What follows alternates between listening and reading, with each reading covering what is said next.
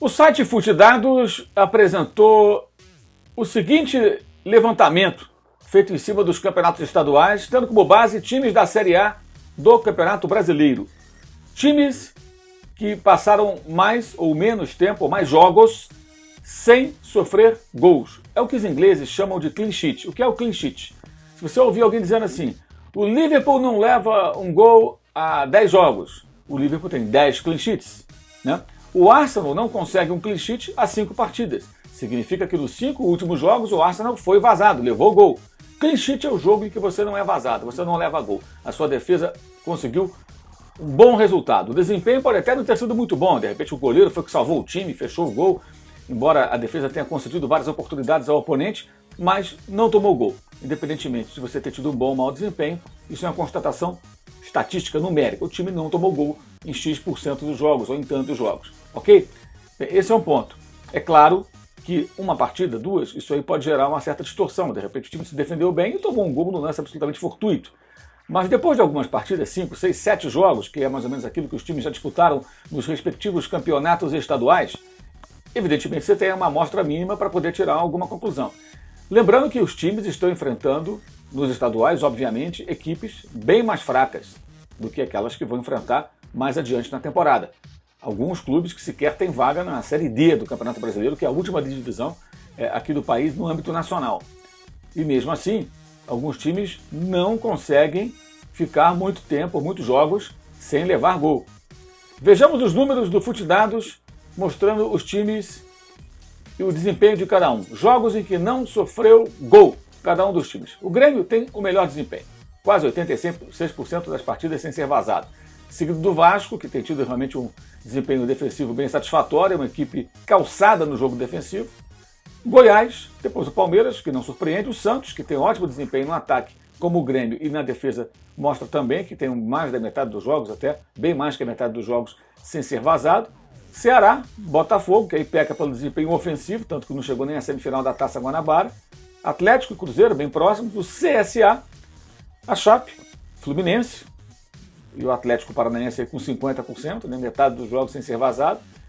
Avaí, Fortaleza, o São Paulo e o Inter também com números fracos, e o Corinthians pior ainda. E o Bahia, né? Mas o pior de todos é o Flamengo. O Flamengo é o time que teve menos jogos em que saiu de campo sem ser vazado.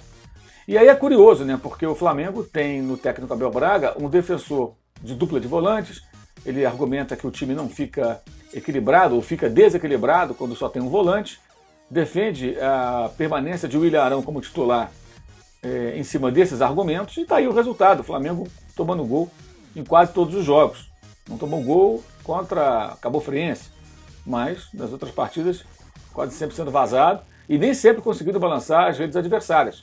Foi o que aconteceu contra o Fluminense, quando perdeu por 1-0 e foi eliminado da Taça Guanabara, não pôde fazer a final do primeiro turno do Campeonato Carioca.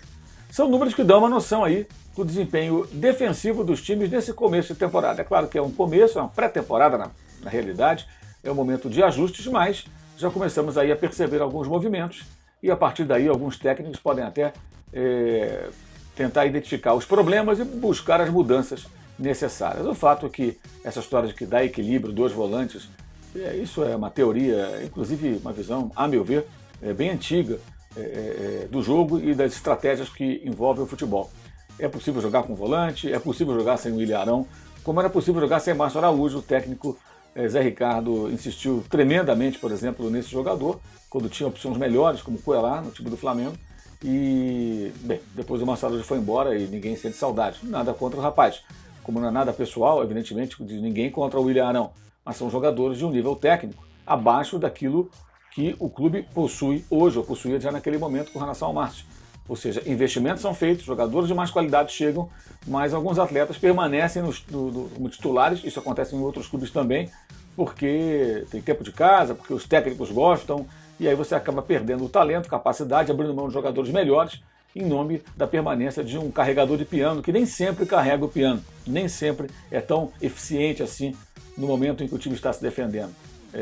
Às vezes é mais o rótulo de volante que acaba preservando o lugar no time para alguns jogadores. Enfim, números do Futedados que você pode conhecer acessando o link que está aqui embaixo na descrição do vídeo, muito mais lá você encontra para cruzar números e a sua opinião, ou formar a sua opinião sobre o desempenho do seu time e dos demais, especialmente no futebol brasileiro. Ok? Valeu, saudações!